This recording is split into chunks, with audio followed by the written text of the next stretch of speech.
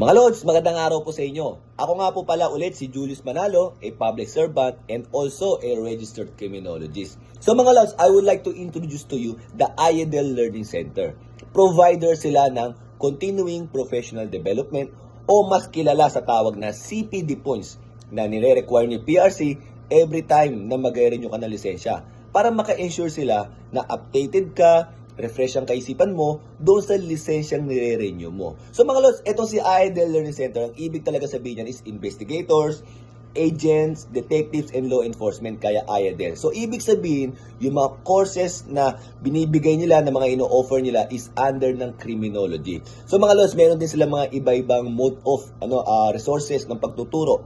At ang pinaka-hot dito is yung online class kasi very flexible siya para sa ating mga nagtatrabaho. So yung benefits niyan, siyempre may enhance yung mga skills mo, tas lalawak ang network mo kasi marami kang makikilala doon sa sa mismong klase nyo. And siyempre, makapag-accumulate ka ng CPD points na kakailanganin mo pag magre-renew ka ng lisensya mo. So mga Lods, kung interesado kayo mag-enroll dito sa mga IEDL Learning Center, meron sila mga social media accounts na pwede mong puntahan, pwede kang mag-inquire doon. So yun lang mga Lods. Thank you!